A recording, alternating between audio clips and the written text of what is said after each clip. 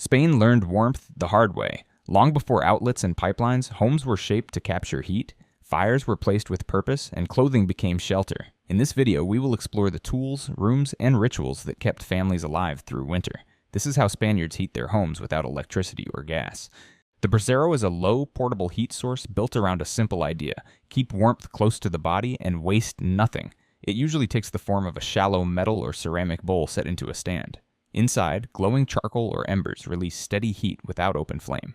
Rather than trying to warm the air of an entire room, the brasero focuses heat where people actually sit, turning a table into a personal climate and winter evenings into sheltered gatherings. To use one, the brasero is placed under a low wooden table, then covered with a thick cloth that hangs down to the floor.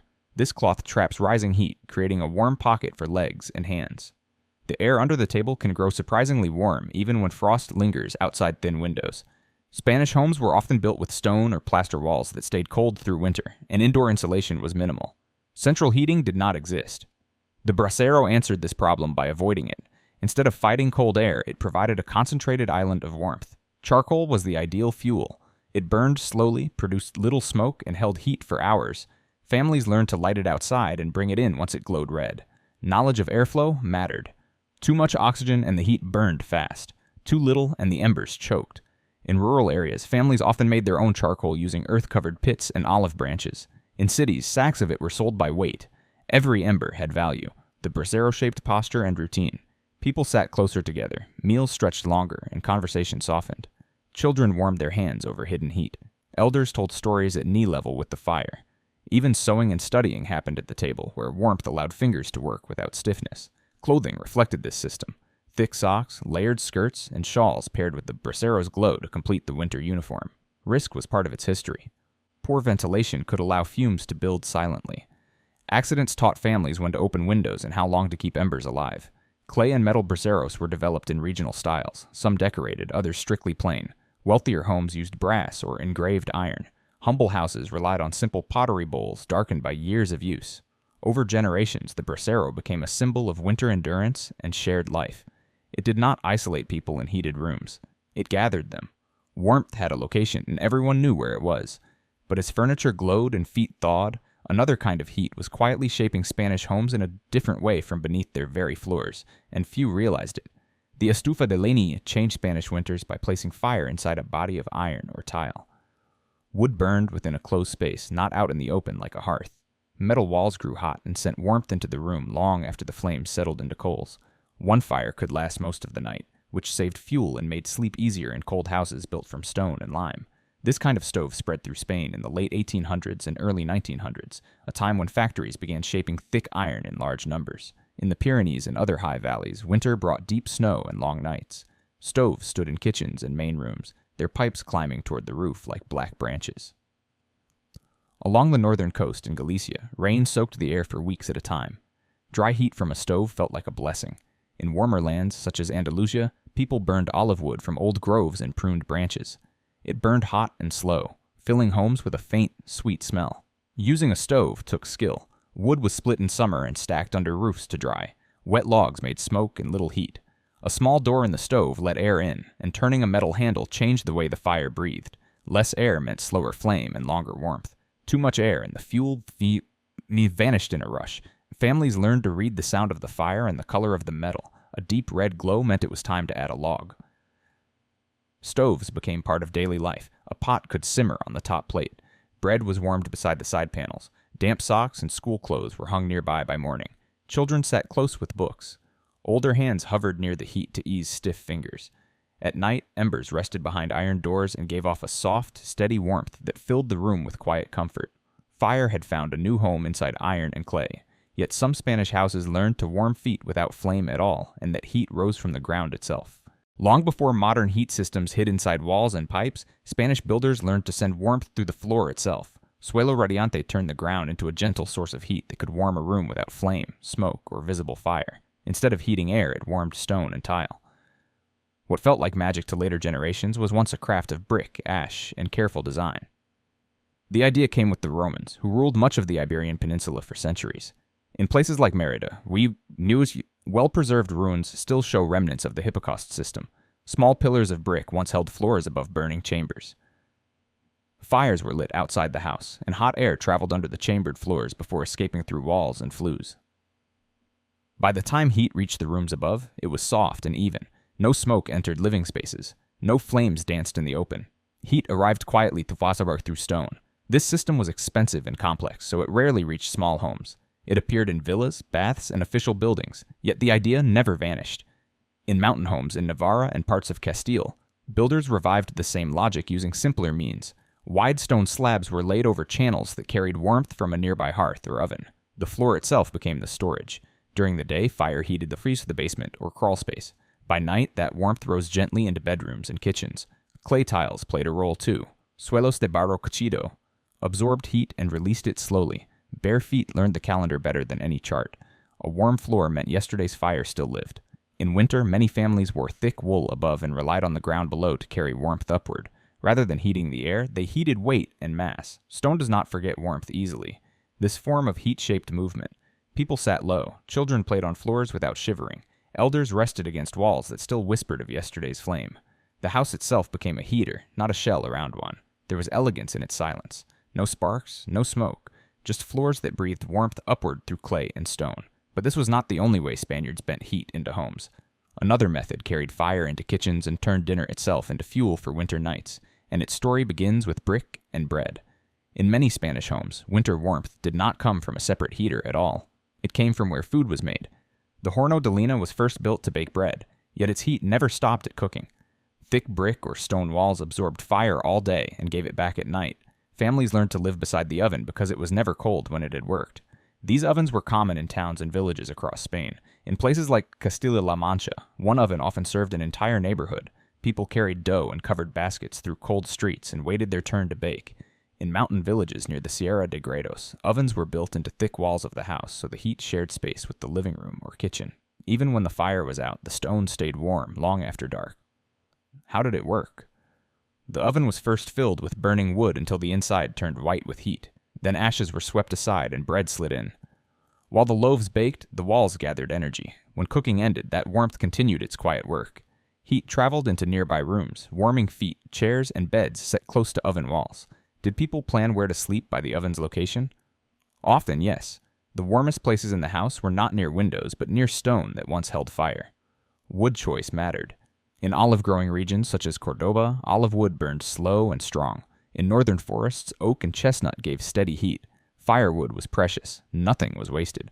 Ashes from the oven were saved for soap making or soil. Even warmth had a second life. The horno shaped daily rhythm. Baking days became social days. Children grew warm waiting near hot stone. Elders rested beside walls that still remembered flame. The smell of bread mixed with smoke and stone. Heat became part of hunger, and hunger shaped heat. Could any modern heater give comfort with such meaning? Could warmth ever taste like food again? As night settled, the oven's silent heat continued its work while stars hung above tiled roofs. But not every Spanish home had space for brick ovens that glowed with memory. Some relied on something smaller, something closer to the body, a hidden fire that fit beneath a table and invited families to gather tight around its glow. The Pozo Canadiense feels modern, yet its logic is ancient. It uses the steady temperature of the earth to warm or cool air before it ever enters a home. Underground, several meters below the surface, soil stays close to the same temperature all year.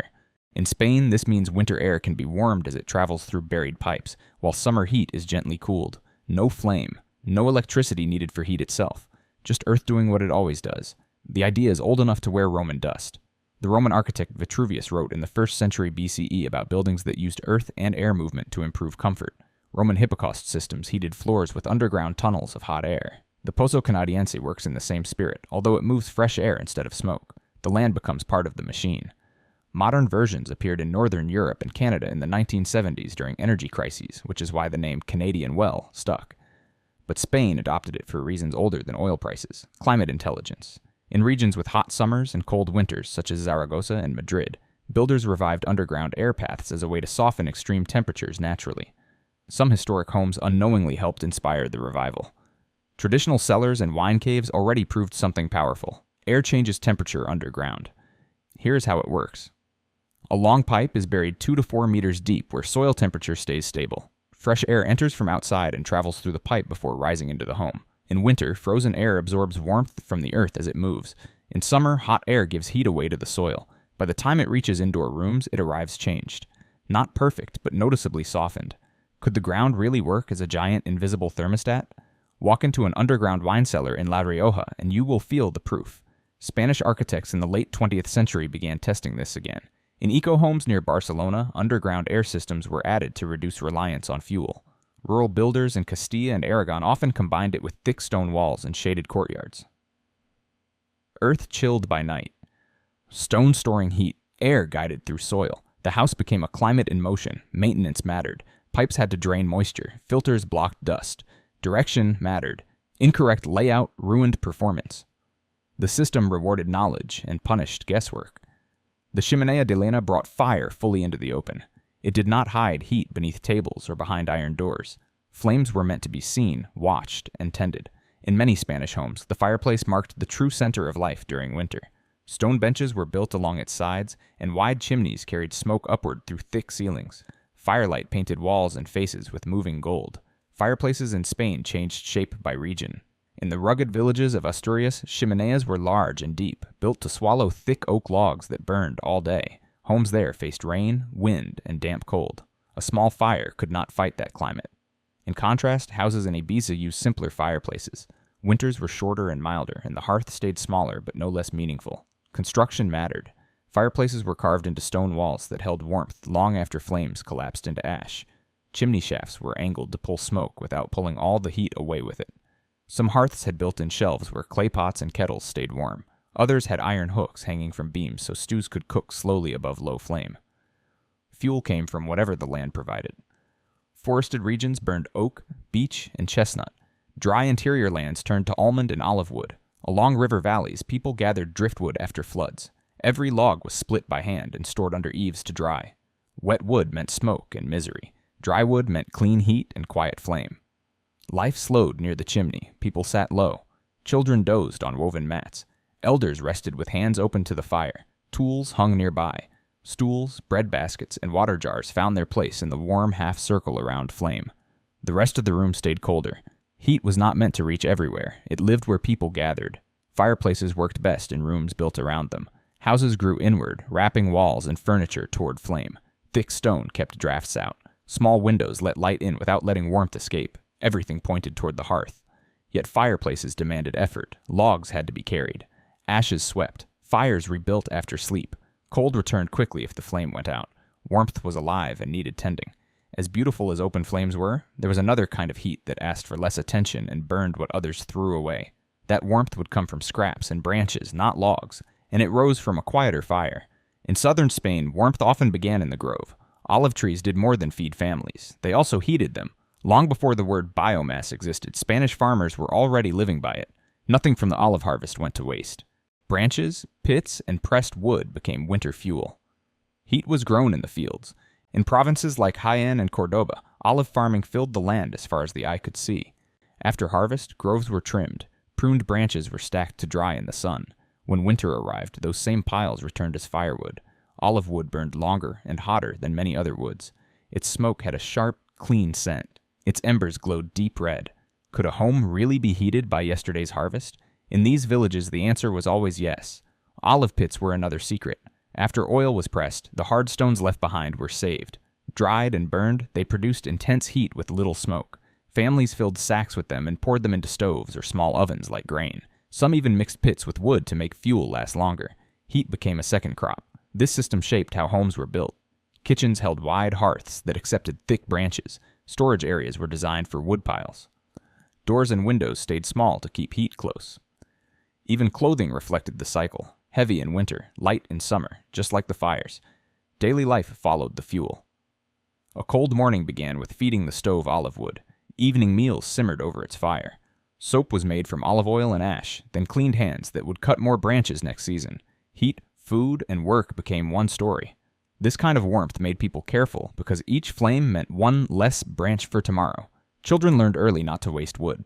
Fires were built low and slow. Doors were shut gently to hold every degree inside. Nothing burned without reason. Today, pellet heaters and pressed fuel blocks still use olive waste in many Spanish towns. The old method never disappeared. It only changed shape. Yet even with a grove full of fuel, some houses held warmth without burning anything at all. Their walls remembered heat like memory, and their strength came not from flame, but from stone. In Spain, some houses heat you without lighting anything at all. Their power is weight. Thick stone walls become quiet batteries that store the day and release it at night. This method is older than any stove. It is older than Spain itself as a nation. It reaches back to Roman towns built after 200 BCE and to later cities shaped under Islamic rule between the 8th and 15th centuries. Stone did not simply protect people from weather. It learned the weather, held it, and slowly gave it back. Roman builders in places such as Tarraco and Emerita Augusta used thick masonry and lime mortar to create walls that moderated heat. During summer, stone absorbed the sun and delayed its heat from reaching the interior. During winter, that same stone slowed the escape of warmth from fires and bodies. Centuries later, during Al-Andalus, builders refined this logic in cities like Cordoba and Granada. Homes were designed with narrow windows, inward courtyards, and heavy walls. Cool shade ruled by day. Stored warmth ruled by night. How does stone actually hold heat? Every material has mass, and mass collects energy. Thick walls heat slowly, but once warm, they cool even more slowly. It is the same principle as a clay pot keeping soup warm long after it leaves the fire. In winter, sunlit walls drank warmth through windows. At night, that heat moved inward. Rooms did not change temperature quickly. They stayed steady when the air outside did not. Mountain homes made this art essential. In the Pyrenees and the Sierra de Guadarrama, winters were long and sharp. Walls could measure a meter thick. Fireplaces and ovens were built directly into them, not beside them. Stone became part of the heating system itself. Even beds were placed against shared walls because the rock stayed warm longer than timber or plaster. Builders did not need textbooks. They learned by living. A home that stayed warm was rebuilt the same way. A home that lost heat was not forgiven. Generations taught walls how to work. Even today, walk into a medieval village in Castile or Aragon in late summer. The air inside feels cool and heavy. Return in winter after a fire has burned all afternoon. The walls give it back like memory. But what happens when stone holds heat and fire disappears altogether, and warmth begins its journey upward from below your feet? Clay floors in Spain did more than carry footsteps. They held warmth like memory and released it slowly into winter nights. Suelos de barro cocido, baked from local earth and laid with care, turned the ground itself into a heat store. Long before modern heating, Spaniards learned that if floors were warm, bodies followed. This practice reaches at least to Roman Spain. In the 1st century BCE, Roman builders described fired clay and brick as ideal materials for managing heat. The architect Vitruvius wrote in the 1st century BCE about pavements and floors designed to store warmth in colder months and resist heat in summer. In Roman towns such as Emerita Augusta, archaeologists have uncovered tiled floors connected to hypocaust heating systems where hot air moved beneath surfaces of brick and clay. These floors did not warm the air directly. They warmed matter, and matter warmed people. When Roman control gave way to Islamic rule between 711 and 1492, clay flooring did not vanish. Builders in Al-Andalus continued using fired tile, especially in cities like Cordoba and Toledo. Under Muslim rule, houses were often designed inward, with patios, shaded corridors, and tile floors that balanced heat across seasons. During winter, floors absorbed warmth from sunlit courtyards and nearby hearths. At night, the tiles slowly gave it back. Could a floor really act like a bank for heat, taking deposits in daylight and paying them back after dark? In Spain, that idea shaped homes for centuries. By the 15th and 16th centuries, fired clay floors spread widely through rural Castile, Aragon, and Valencia. Tiles were made locally, dried in the sun, and baked in communal kilns. Families recognized differences in clay by color and weight. Deeper red usually meant hotter firing and stronger heat storage. Floors were laid thick. Beneath them, brick and packed earth added mass. Every layer mattered. Daily life followed the floor. Chairs clustered where sun reached tile. Rugs were placed carefully because bare clay released heat better than cloth alone. Beds pressed against shared walls where tiles met stone. Children played at ground level because warmth climbed from below. Elders sat low because heat lived there first. Clay also changed the sound of a house. Footsteps were softer. Air moved differently. Winter evenings lingered longer on warm ground. The floor did not need feeding like a fire. It only needed time. Yet even the warmest tiles had limits when winter winds cut through walls. When earth alone could not hold enough heat, Spaniards turned once again to flame, this time gathering it not beneath their feet but around their living center. For centuries in Spain, warmth was not something that belonged to the whole house. It belonged to one room. Calefacción en torno al hogar meant building daily life around a single fire, usually placed in the main room where people cooked, ate, worked, and rested. Instead of spreading heat everywhere, families gathered where flame lived. The house did not chase comfort. People did. Archaeology shows that hearth-centered homes existed in Roman Hispania as early as the 1st century BC. In towns such as Emerita Augusta, Roman houses placed hearths in central living areas, often near kitchens and family rooms. After the fall of Rome, Visigoth and later medieval homes continued the same pattern. By the time of the Alfonso X of Castile in the 1200s, written records already described homes structured around a central hearth where daily life unfolded. In rural Castile, Aragon, and Leon, the hearth did everything. It cooked stews, it dried grain, it warmed hands and softened bread. Homes were built inward with few windows and thick walls to protect this one source of heat. In mountain regions near the Pyrenees, houses were designed tightly to hold warmth near the fire. Sleeping spaces were often placed beside the hearth wall. Heat traveled through stone long after flame weakened. In southern Spain, under Islamic rule between 711 and 1492, hearth heating followed similar logic. Homes in Granada and Cordoba centered around inner rooms that sheltered fire from wind. Cooking, craft, and rest happened close together. Heat shaped schedules. Families woke when fires were rebuilt. They slept when embers dimmed. Furniture mirrored the fire's importance. Benches curved toward flame. Hooks hung for pots. A single sofa or long chair pressed against the hearth wall. Children sat on low stools near warmth. Older family members stayed closest to the fire. Have you noticed how chairs always gather where warmth lives? This way of heating shaped conversation, work, and time itself. Winter evenings stretched longer because the fire lasted. Silence filled the room when wood ran low. Every flame meant effort. Logs were split by hand. Ash was cleaned daily. Nothing burned without purpose. Spain's old ways of warmth reveal a deeper lesson. Survival depends on what you store, save, and understand. Houses became heaters, and fire became wisdom. The same thinking shaped kitchens and cellars. If heat could be preserved, so could food. That journey continues in this next video about 20 foods Spaniards stockpile that never expire.